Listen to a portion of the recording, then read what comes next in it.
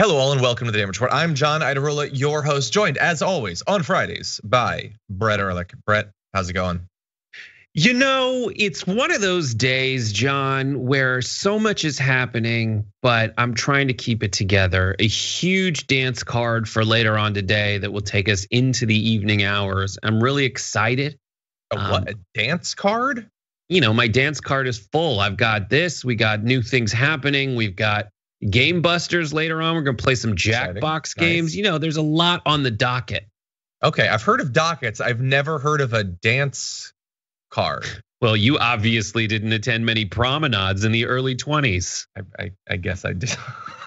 Not invited to many proms, not invited to many DC area sexual get-togethers, I guess. I'm not getting invited to pretty much anything these days.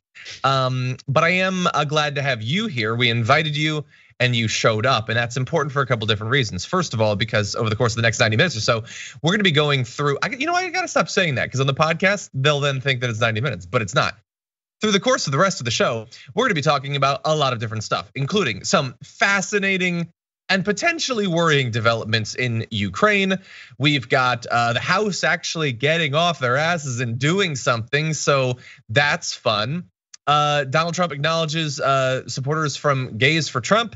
You know, that's gonna be a debacle. We've got some police brutality, we got a lot of stuff.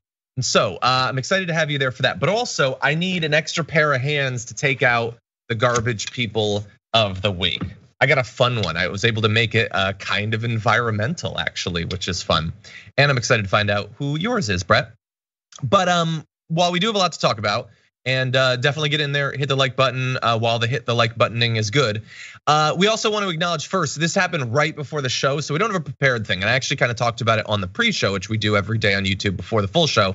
Amazon workers, historic, like generational win in unionizing a Staten Island warehouse. So it's the first union that's ever been organized at an Amazon facility. The workers in Bessemer got close. They're doing another vote soon, so that'll be coming.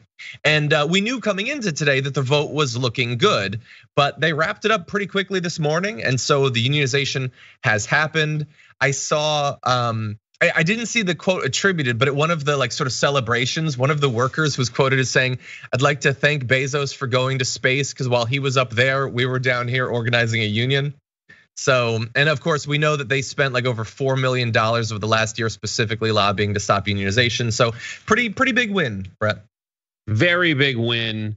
I'm very proud of them. That is exactly the case where you should have unions. And the fact that we don't, if you warped back to like the 1970s and told people that bigger companies than General Motors that operate on a larger scale within the United States wouldn't be unionized in their warehouses, they would ask what other apocalyptic events happened.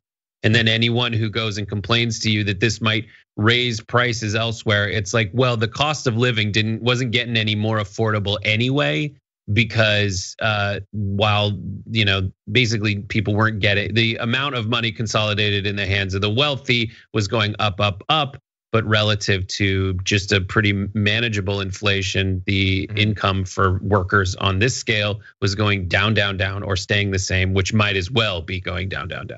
Exactly, yeah. And look, we don't know how Amazon is gonna respond. I'm going to assume not well. Some people are talking in the chat about, does this mean they're gonna shut down the factory or the warehouse, I should say. I imagine not. It employs 5,000 people. That seems like a pretty important part of their infrastructure there.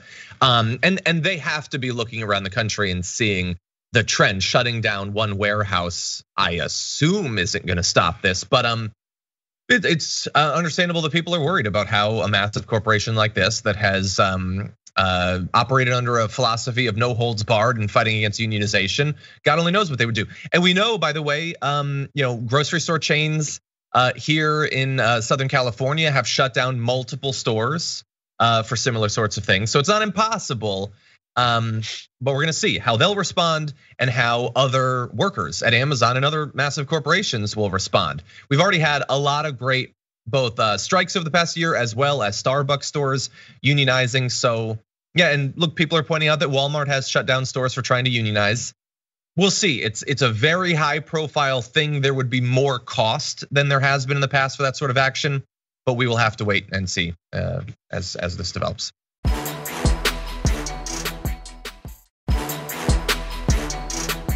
Anyway, with that said, we do have a lot more to talk about. So everyone, I'm gonna need you to buckle up and hold on to your butts as we launch into all of this. And if you wanna send us comments, tweets, super chats, all that, we love it when you do, and we will respond as we go. But Brett, are you ready for this thing? Sure. Okay, that sounds good. A simple answer, I guess, to a simple question. Let's start off with this.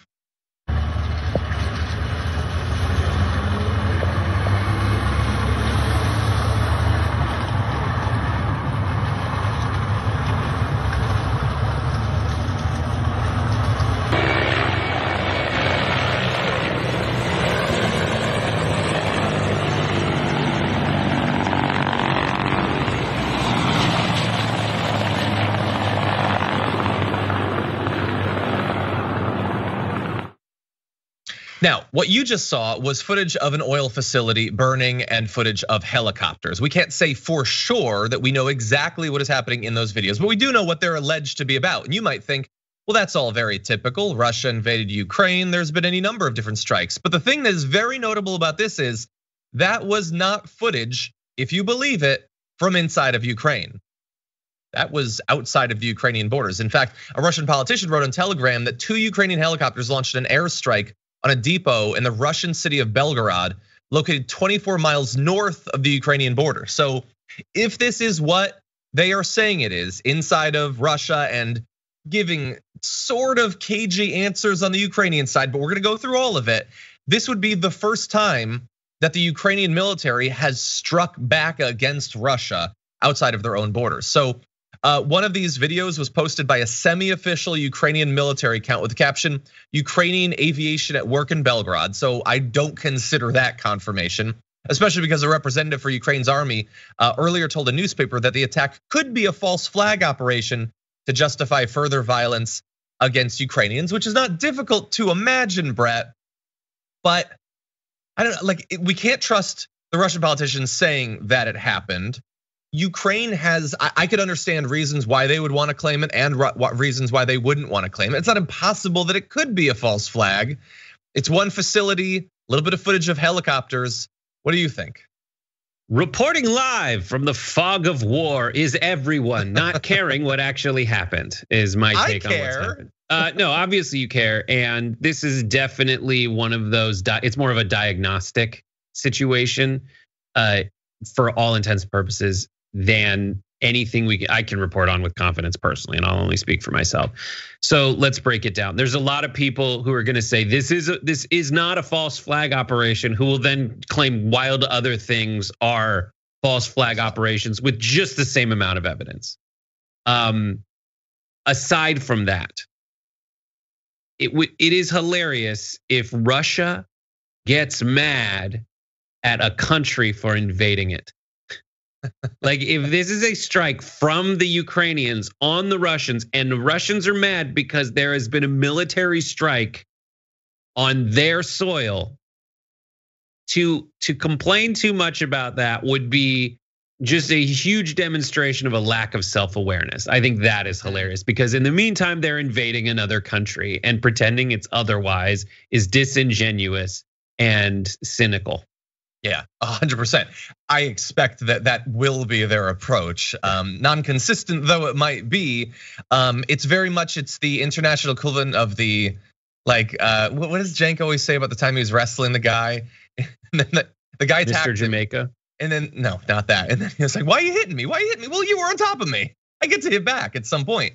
And I wish that we could say for sure. I mean, we have to be aware of so many potential biases. Not only the biases that the Russian sources for information or the Ukrainian sources for information, official or unofficial, might have, but also our own biases. Because we might be biased to think that, okay, we've heard about potential false flags, so this fits into that narrative. And we might be biased to think that. Or we might think, well, we know that Ukraine has been pushing back Russian forces. We're in fact gonna get into that in just a minute. So this kind of fits into that narrative. So maybe I buy it for that reason. Or just emotionally, you might like the idea that Ukraine is finally striking back. But none of those predispositions, I guess I would call them, have anything to do about the facts about whether this actually happened. And we unfortunately are having to rely on unreliable information to the extent that information is available at all. It is possible by the time you're watching this clip on YouTube or listening to the podcast that this has been confirmed one way or the other, but we're just giving you our initial reactions to something that is, if it is what they say it is, or honestly, even if it's not, it is an escalation. It's an escalation if it's true. It's also an escalation if it's a false flag. We have no idea. So we will have to wait and see. What we do know though, is that Ukraine has been continuing to push back Russian forces. Russian forces are saying that they're pulling out of certain areas. That has been semi-true based on the evidence that's been presented to us. Some of the cities they said they would be lowering the scale of their attacks on are still being struck on a regular basis. But we do know that in recent days, Ukraine has recaptured a number of towns and cities, as well as the Chernobyl nuclear plant, actually, which they had to flee from what feels like a week and a half, 2 weeks ago. They have now actually reclaimed, and a US official says that there's an airfield not far from Kyiv that they've also retaken. And some of this, there's at least a little bit more evidence for. For instance, one of the main social media accounts for the Ministry of Defense for Ukraine said in response to Chernobyl, Russian occupiers left Chernobyl nuclear power plant. 2 key reasons: losses caused by Ukrainian army and radiation exposure. Russian mutants lost this round of Stalker. That is, if you're not familiar with it, a video game that is sort of a sci-fi situation that developed in the area around Chernobyl. And so it's a weird thing for the Ukrainian Ministry of Defense to reference, and referring to them as mutants is, I get it, it's a good own. That area, if it is experiencing radiation exposure, it's gonna be a problem for people other than just the Russian military. And we'll get into some of that, but Brett, what do you think? This is what happens when you step into like across the cultural divide from my personal perspective. It's like, whoa, the Ukrainians and the Russians hate each other. This is how they talk to each other. It gets real weird. There's probably a lot of inside like non-jokes, but inside disses. And I don't want to pick a fight with a Ukrainian or a Russian typically. But like when they're being like, listen, mutants, get away from this, our nuclear power plant fallout area. It's like, all right, fine. And it's so weird, right? At a backdrop of like humanitarian disaster. Yeah. It is very, I've made multiple videos just going through like what's considered fun to do in this part of the world, because the YouTube experience coming out of former Soviet socialist republics is just like gallows humor to the max. Yeah. And that actually is playing out from the official Defense of Ukraine department. Exactly. With a blue check next to it on Twitter. So all my research still holds. Exactly, yeah. And maybe, God forbid, disaster happens to the US. People can start throwing around Fallout references, very popular franchise. Yeah, no, it's a wild situation. And by the way, aside from sorry, what was that? Well, that's just like what there's a divide. Like either you go crazy or you start like, or you get depressed and sad, but it's just insane to me to look at this and be like, okay, so in the official correspondence, someone said you're a mutant and you lost this game when it is very much life and death. They didn't just make the reference, they literally tagged the social media account for the video game, which is odd. And of course, this is a serious situation. Ukraine's ministry added that the Russian troops looted the power plant, taking kettles, lab equipment, and radiation, which I assume, unless there's a mistranslation, is another own, that they're taking the radiation with them. By the way, the IAEA says that there have been reports of radiation sickness as the withdrawal happened. They said some soldiers are being treated in Belarus for radiation sickness, which can cause symptoms like nausea, vomiting, skin damage, seizures, coma. And according to the Ukrainian state nuclear company, the troops, quote, panicked at the first sign of illness, which showed up very quickly, which I think, look, obviously we hate the invasion. I can sort of understand why you'd panic if you started to experience these very stereotypical radiation sickness symptoms after taking over Chernobyl. Exactly, like it's got to be, from what we read, the feedback from certain Russian soldiers, understandably, at realizing that this is not what they thought they were in for, has got to be like, this is the worst assignment. They're sitting there comparing. Where are you going? I'm going into Ukraine. That's the worst assignment ever. And this one dude looks down and goes, like, I'm going to Chernobyl. Yeah. Well, I mean, that thought that you just expressed might be why apparently a number of troops are refusing to invade Ukraine, according to a lawyer who's representing a group of National Guardsmen who are suing the government. He says nearly 1,000 Russian soldiers have contacted him for legal defense as they try to stop being a part of this. And is that totally independent of yesterday's, or maybe 2 days ago, the big story where Vladimir Putin announced a decree ordering 134,500 new conscripts into the army? It is an annual spring draft. They do these drafts from time to time and says that it has nothing to do with the war in Ukraine. But we know that conscripts have already been sent into Ukraine. So I don't know, I'm not necessarily gonna take Putin's word on it wholly. But anyway, the debacle continues. And again, it's not to say that Russia isn't achieving a number of their objectives, particularly in the eastern portion of Ukraine, or that their objectives might be changing based on the situation on the ground and would continue to if attacks inside of Russia continue. I have a hard time believing that that's gonna become the new thing in this war, but I've been proven wrong a number of times before, Brett, so God only knows. Yeah, and I don't need to tell a TYT audience to be skeptical of official communiques from military agencies. Just factor it all in, and that's why. Because especially in the meantime, everyone's gonna use it to further their own agenda, whether it is significant geopolitically or just in terms of subscriber count. But people are using this. Don't be one of them. Exactly. That is a direct warning to me, I think. We try to acknowledge our biases and understand them.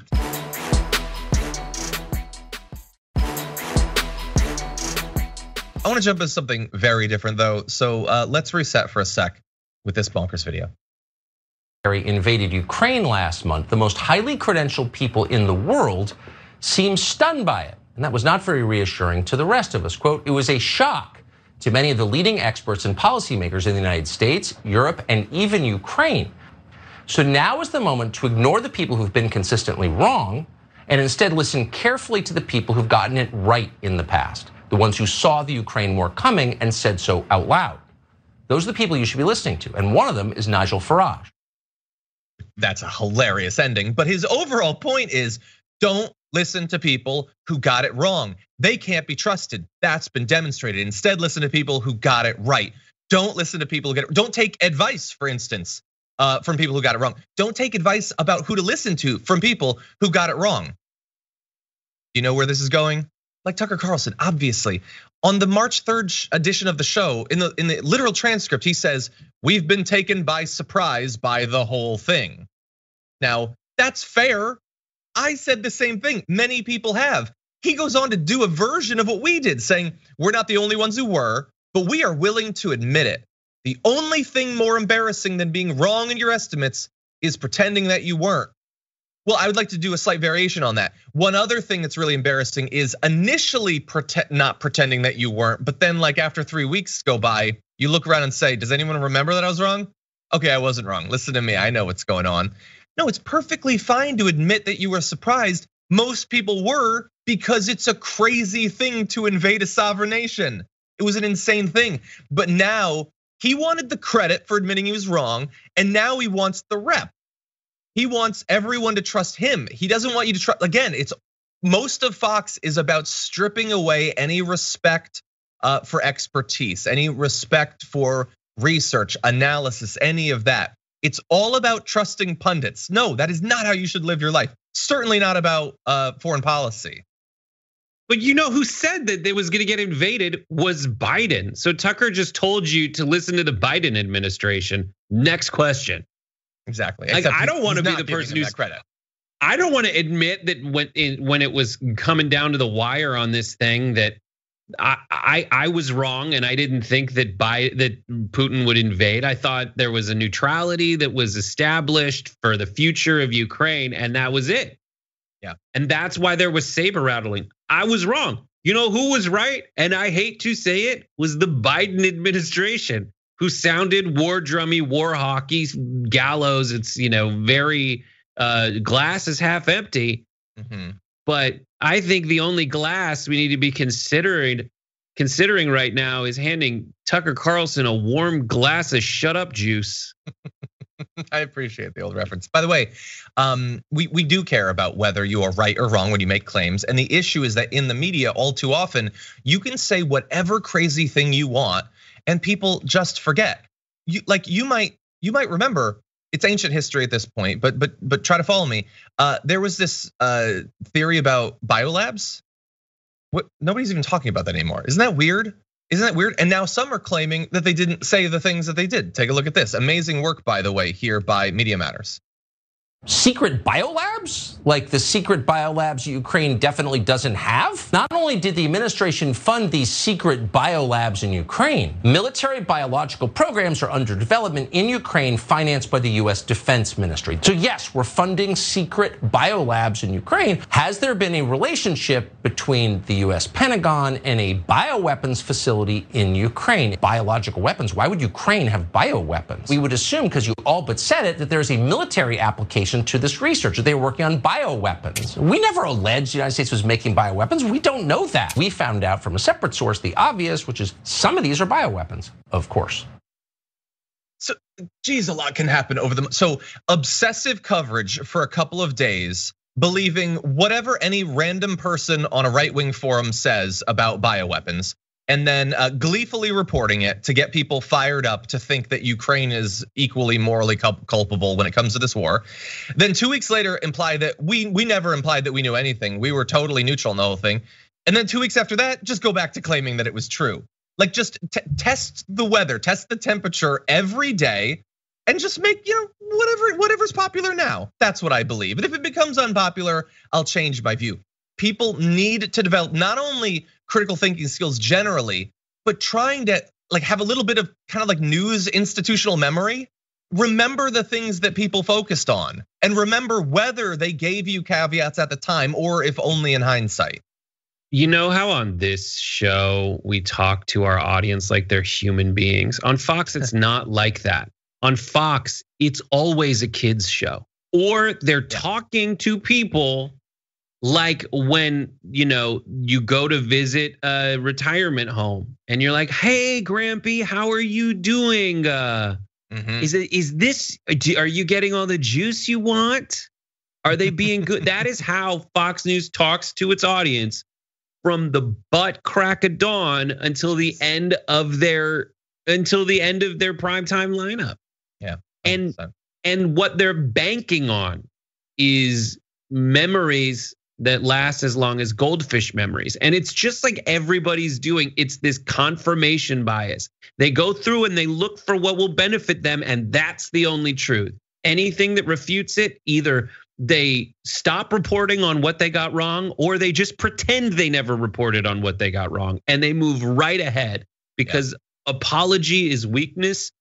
Honor, truth is weakness. No, that's strength, guys, and you need to practice it more. 100%. Okay, we got tons to talk about, including the House, or at least the Dems in the House for the most part, actually doing something, seeing a problem, proposing a solution. We'll talk about it after this.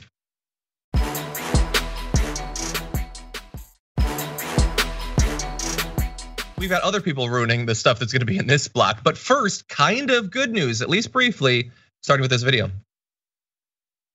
There should be a final passage on this bill lowering the cost of insulin for Americans.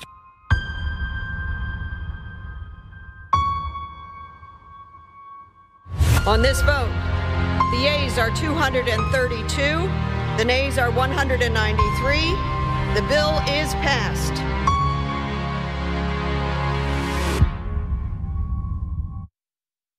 So that right there is an ad by Midas Touch about last night's insulin price cap vote. And I think at the end they go a little bit far with the Democrats save lives. Yeah, in some cases there's a lot more that they could do. But that's the sort of ad that I would love to see being made about things that have actually happened. And I'd love to see more of those things actually happen. What happened yesterday was the Affordable Insulin Now Act, okay? It would take effect in 2023 and it was successfully voted through the House. It would limit cost sharing under private health insurance for a month's supply of certain insulin products at $35. or 25% of a plan's negotiated price, whichever is less. That generally, when it comes to insurance, is not the way that that's worded, but $35 is a lot less than what most people, unfortunately, have to pay for insulin. And a lot of people have to pay for insulin because according to the CDC, 37.3 million people in the US have diabetes. That's an amazing number. You want a way more amazing number? According to government data, insulin costs about 800% more in the US than in other developed economies. Not 8% more, not 80% more, 8 times as much for the exact same thing. And newer versions of insulin these days can retail for between 175 and 300 a vial. It very much varies for people, but most patients with diabetes need 2 to 3 vials per month. Some require more, each one of those incredibly pricey. And since 2012, list prices of many of these new forms of insulin have risen particularly rapidly, as much as 15% year over year, over year, over year. And so some of this data is even a bit out of date, but the trend is clear. The price continues to skyrocket. One more amazing number for you before we get into the politics of this. The US represents only 15% of the global insulin market, but it generates nearly 50% of the industry's insulin revenue. That is great news for that industry and nobody else in the world. But that industry is who generally is protected by our government. Now, in this case, thankfully, we had it pass, okay? All of the Democrats voted to cap the price of insulin. 12 Republicans voted as well, and we're gonna acknowledge those soon. But when I say that 12 voted for it, that means that all of the rest of the Republicans voted against it, okay? That means that in a time where prices are skyrocketing and they love to talk about inflation and the rising cost of living, and they point at the Dems and say it's their fault. Do they want to do something about it? Do any of the so-called right-wing populists, the new breed of Republicans, that they're not interested in protecting corporations? No, they might disagree with us on social stuff, but they're definitely with us when it comes to cost and everything. No, none of them supported it either. Isn't that weird? It's almost as if right-wing populism is a complete ruse. But anyway, we're gonna get into some responses to this, Brett, but what do you think about this? There are Republicans who voted against affordable insulin. Many. They all don't want it. And so sometimes you get trapped. You get locked into a vote where it is impossible for you to avoid voting a certain way. A byline in the initiative is something that the other side seizes on. No, this is what the debate was about. It was about insulin prices in marijuana. Yeah. Insulin prices. That's what they voted on. And Republicans don't want it. Now, what are they for?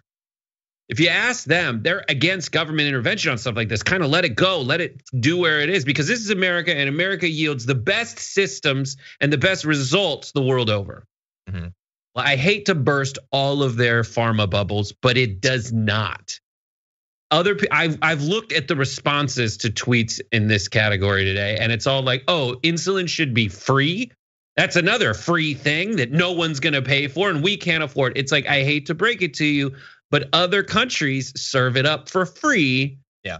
They do pay for it. It's free at the point of getting it, but your taxes pay for it in other systems the same way your taxes pay for the fire department, so you don't have to pay the fire department an exorbitant amount of money. And in all of those countries that have a system where the hospitals work the same way as the fire department, they pay at least half as much.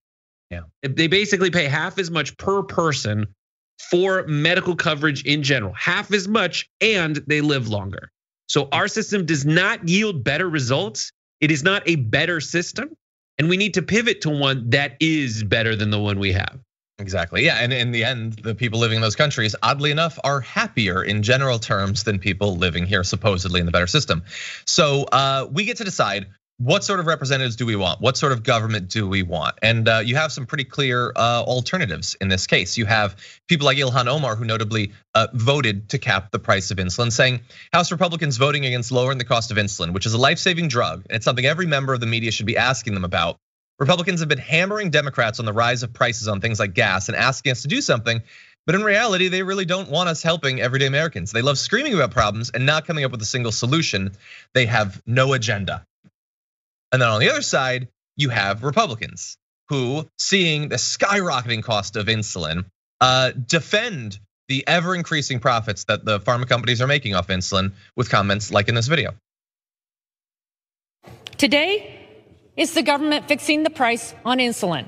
What's next? Gas? Food? History tells us that price fixing doesn't work. Yes, okay, the thing though is we're not talking about whether to have price fixing or not, someone who is artificially determining the price of a thing. We have that right now. The question is, who is doing the fixing? They've decided, the pharma industry has decided that they can jack up the price of a fluid 100 times, way more than they do even in other countries, and the government is protecting their ability to do that. A life-saving thing again. This isn't, look, gas is important. If gas prices go up, you don't necessarily die. For people who need insulin, it is very much about their health and perhaps their life. Now that of course is all lost because Cathy McMorris Rodgers doesn't give a damn about any of this. So who do you want in charge? Do you want Democrats that are going to identify a problem and come up with an actual workable solution? Or do you want people like her? Because on the right, you don't really have much else. I want to bring up this graphic. I went and found, very few people seem to actually care about this. I went and found the actual Republicans who voted in favor because I just wanted to see, is it possible that Madison Cawthorn voted for it? Or Lauren Boebert or Marjorie Greene? They say that they're against the elites. They say it over and over and over again. But oddly enough, they vote exactly like the Republican establishment. And it's important that we bear that in mind. Yes, and my response to that, to Cathy McMorris Rodgers, is, well, why don't we come up with a better system than what you say is price fixing? And that system is negotiation.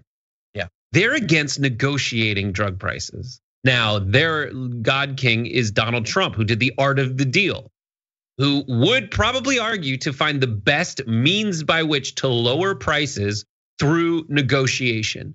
And these medications are inelastic goods. It's the economic term, which means that no matter how high the price goes, you will pay it because the demand's not going to change. Like if I don't want Nikes because they get more expensive, I don't need to buy Nikes. But you need to buy insulin or you're going to go into shock and you're going to die or you'll lose a limb. And so you'll pay any price necessary. Now, the only way to combat that is through bulk buying from the government.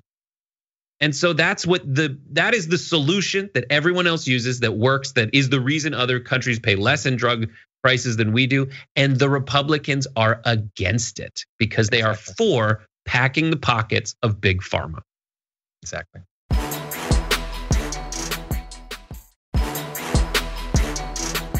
We're gonna go from giving the Dems a little bit of credit, and in fact, in our next break, we're gonna give them credit on a different thing, to regrettably having to take some of it away as we transition into this. How progressive will our Senate allow the Democrats who are in charge to be? Well, you already kind of have an idea based on the experience of last year, but less than even under the Obama administration. We have a very specific case of this, and this involves David Weil, who wanted to be the administrator of the Wage and Hour Division, had been nominated for that position, has already served in that exact position under the Barack Obama administration. But apparently it turned out to be just too progressive because the so-called moderates on the Democratic side killed his nomination. Senators Joe Manchin, Kyrsten Sinema, Mark Kelly all voted against confirming David Weil to serve as the administrator of the Wage and Hour Division. His nomination failed, 47-53 procedural vote. Obviously, none of the Republicans are going to allow him for reasons we're going to make clear. But now those Democrats have given us a situation where we can't even get someone who is acceptable under Obama. Now, why were they against him? Well, Weil was opposed by the US Chamber of Commerce, the International Franchise Association, Heritage Action for America, the National Taxpayers Union, the Wall Street Journal editorial page, and various others. This is back when he was serving in government under Obama. He advocated for stronger protections for temporary and gig workers in what he called the fissured workplace. His track record in the previous administration, and more recently his criticism of Uber and other gig work giants, earned him heated opposition, not only from Republicans and lobbyists and all of that, but also those centrists. And in fact, in particular, one of the things they had an issue with was he infuriated the restaurant industry with legal guidance that corporate entities such as McDonald's could be held accountable for labor violations at restaurants that are technically owned and operated by smaller companies known as franchisees. A tactic that would be designed to get them to exercise more oversight and responsibility for the franchisees. He wanted to protect people against things like wage theft and other abuses in the workplace. And thanks to, in this case, not only the Wonder Twins, Joe Manchin and Kyrsten Sinema, but also Mark Kelly now, we're not gonna get him. We're gonna have to settle for someone that Uber and McDonald's are a little bit more comfortable with, Brett. These are the ones that are super frustrating to me. I don't know, I've never had this thought before this discussion, but I probably should have by now. But like when it comes to unionizing Amazon and getting protections for gig workers domestically, like this is not an outsourcing issue. This is would not create outsourcing. That's probably why they're fighting so much about it. Because you need in a local distribution, basically a logistics company like Amazon and a logistics company like Uber and Lyft, like those folks have to deliver you or your packages from somewhere near your neighborhood to your home. Mm-hmm. And that's why, and they exist because they got around the old way of doing that. And it's all about getting away old ways of doing that and lowering their bottom line. But we have to put a bar below which that line can't sink. And we have leverage. And people on the left side of the aisle have no excuse to deny that to us. Mm-hmm. Especially if they're the people in Congress who are voted in there. Like, I don't see any reason that temporary gig workers shouldn't be protected because that is the future of a lot of employment. Yeah. At the same time that people like Amazon are looking for ways to bypass key parts of that technologically. Yeah. Well, I mean, that's on the other side, as you point out, it is going to be an increasing share in the future. And that is why they feel that the industry needs to be protected. And we're not gonna go into all the statements, but Joe Manchin, like he said that for many West Virginia employees and business owners, his statements were problematic. Yeah, Uber drivers in West Virginia were just bombarding Joe Manchin with calls about this. They were really bothered with the idea that someone was gonna be looking out for them. And apparently, by the way, there's reports that Sinema might have convinced the other two to vote in this way. So they're all bad, but she might be chief bad in this particular case. Every time I hear a company complain about some kind of attempt to protect workers in this fashion, all I hear them do is admit they're not good at innovating. Mm-hmm. They're not smart enough. They're not good. They always say, "Oh, don't raise my taxes. Oh, don't do this. Don't do that." While I'm wildly successful and way richer than you. Yeah, I believe in them. And the same way they say, you need to work your way up and pull yourself up by your bootstraps as a laborer. Well, listen, capitalist, big honcho at a big company, you need to innovate better so that you can overcome, I'm sorry, but like trying to make it so people can put food on their tables for their families. Exactly. Doesn't seem like a high bar. Okay, with that said, we've got some wild stuff to get into, starting with this. I knew I could no longer have a normal life knowing that babies were being systematically killed. I just saw this pain and it really impacted. Okay, so there you are seeing a little bit of the thought process, the philosophy of an anti-abortion activist who has made news recently, understandably. So we want to give you a little bit more background on her before we spice this thing up. Take a look at this video. At 23 years old, Lauren Handy is not your typical DC young adult. Instead of wanting to climb the corporate ladder, Lauren Handy is focused on saving lives. I've had close to 500 saves from around the country. Those saves are the lives of unborn babies who were almost aborted had Handy not encountered their mothers at abortion clinics. This year alone, Handy has saved at least 28 babies since Ash Wednesday. There's quite a bit of spin on that video. But anyway, Lauren Handy is back in the news, not just for being profiled by an anti-abortion organization, but because 5 fetuses were found in her home. And this is coming about as a result of this ongoing development of the story where she and other anti-abortion activists are being indicted for forcing their way into an abortion clinic. But let's start off with the fetuses, I think understandably. The grisly discovery was made after the US Department of Justice announced federal charges. This is in relation to a 2020 incident. But anyway, they got a tip about a biohazard material at the home. And police have released few details of the discovery as of yesterday, stating only that the fetuses were collected by the DC office of the chief medical examiner and the investigation is ongoing. So when they saw this activist, Handy, outside of her home, they asked her what was going on. She said people will freak out when they hear. The whole thing, Brett, just, I don't understand this world. I don't understand these activists. I am assuming, trying to place myself in their world, that they had these fetuses for use in protests. I know that they historically like graphic imagery. That is not an understandable reason. I don't understand what other potential explanations there are. What do you make of all this? I understand clinging to your beliefs and espousing them, but if you're at the point in your protest, or anything for that matter, when you got like 5 fetuses at your house, I think you've gone a little overboard. Yeah. That's the thing. And then you'll have the Catholic network be all around you saying, listen, God doesn't like killing babies. Skip that plague where he killed every firstborn baby in Egypt. Anyways, let's move on.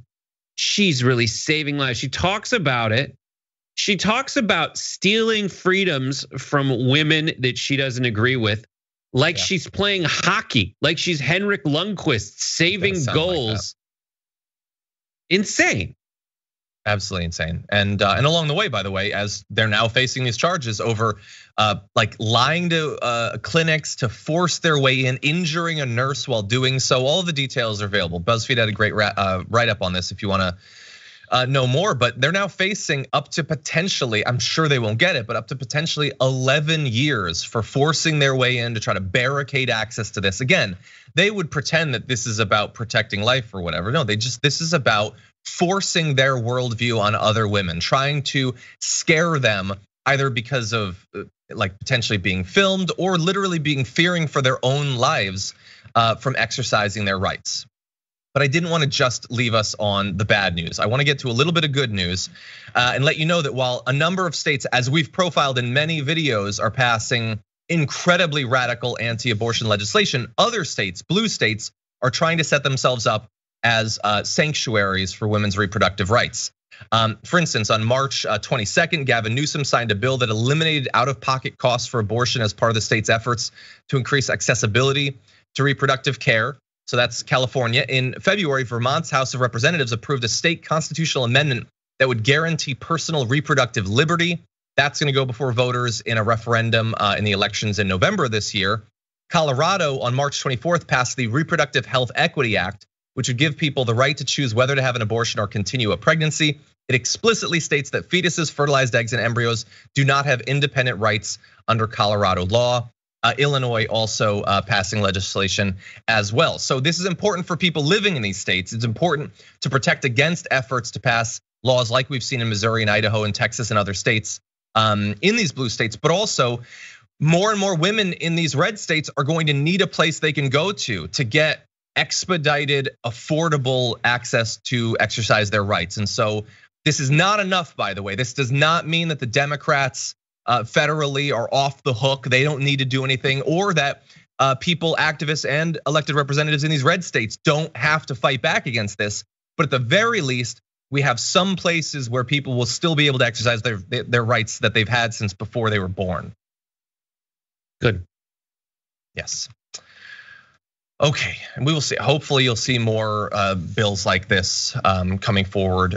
We know that there's going to be an absolutely devastating couple of Supreme Court decisions in this area, potentially going as far as totally getting rid of Roe v. Wade in the future. This is at least some protection against this, and we will wait to see what ends up happening to this anti-abortion activist, whether the charges she was already facing or God only knows what might come from her having the fetuses. Anyway, with that said, we've got a few more minutes to get into one more thing, so let's jump into this video. Thank you very much. Raise gaze for Trump. You don't look good. He said you look good. He said you don't look good. We did great with the gay population. Okay, so I don't want to be the joke police or whatever. I wish that the right was more funny, Brett. Generally, when they try, it ends up like this. But like specifically asking for gay supporters of yours to identify themselves in a crowd I'm going to assume is largely straight, and then saying you don't look gay. That's a weird way to go, Brett. You're more of a comedian than me. What do you think? It's like, well, I am. Want me to show you? Like, yeah. What are you supposed want? to say to that? It's just exactly it. It's just Cringetopia. It is very obvious that everyone in a crowd behind him who supports him is just tokenized. It's proof that while they always have this defense, when you're like, listen, you guys are being racist, you guys are being homophobic, they're like, no, I just have other priorities. It's like, well, you just put a list together for me what you think it makes someone look gay, and I'll show you that you're a bigot, you have prejudice, you're stereotyping people along lines. We all know exactly what he's gonna say, exactly how he's gonna list it, exactly how he's gonna act it out. And this is an argument for more inclusivity and representation everywhere. So you can actually realize that, like, there's all kinds of people who are so-called straight, who act all different kinds of way. Why wouldn't you just expect and accept that from people who are homosexual? I don't. But that's it. That's the tokenizing world they live in. What you say? Like, I left my uniform at home. I don't. What do you? Well, you're not dressed as a Native American or a firefighter or any of the other village people. So I have no context. We know he loves them, by the way. He loves YMCA. Yeah, I don't. Look, and the people laughing again. I get that it's a joke. I get it. My follow-up question though is it a joke? The question is, what do you joke about and what do you not joke about? Everybody chooses. Everybody thinks certain things are funny. What are you? I couldn't be more against what you're saying right now. You don't even know what I'm saying yet because you already cut me off before I made my point. My point is, who do you choose to target with your comedy? Do you disagree with that? Yes. Do you have a minute? What do you disagree? Well, I just think that to think about it as what do you joke about and what don't you joke about is wrong. You just identify what's a more difficult thing to make the right joke about. My argument has to be that you can joke about anything. You just need to be funny enough. And there is no way that those folks and most people who are like, I'm gonna tell an AIDS joke right now or a cancer joke are funny enough. Well, my follow-up to that would be, so you could try to joke about anything. Why would you go in with the mission to joke about AIDS? Because you are looking to expose a truth. Okay. I would agree with you, a high bar, I think, for that. Trump, I don't think exposing a truth, they're also lying. So we might disagree about the. I would argue it's not a joke. I would argue it's not a joke that he's making. He's just saying what he thought at the time. And he thinks it's funny that gay people look so gay to him. Like, it's not a joke, it's just sure. I don't know. I mean, he's smiling and the other straight people in the audience laughed. I think that means they think it was a joke. Yeah.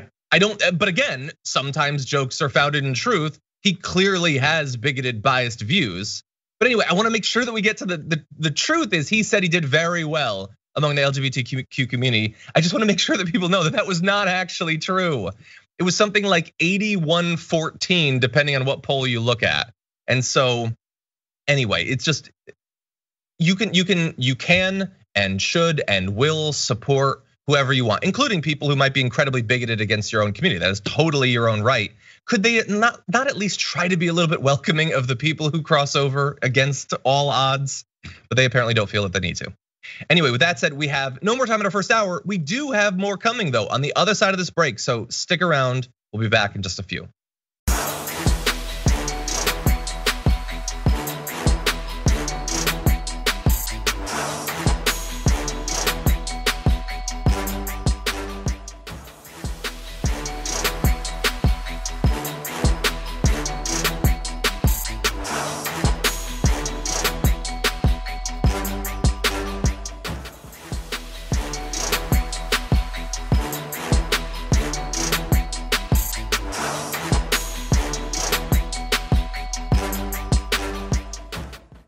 Thanks for listening to the full episode of The Damage Report. Support our work, listen ad-free, access members-only bonus content, and more by subscribing to Apple Podcasts at apple.co/TYT. I'm your host, Johnny DeRolla. I'll see you soon.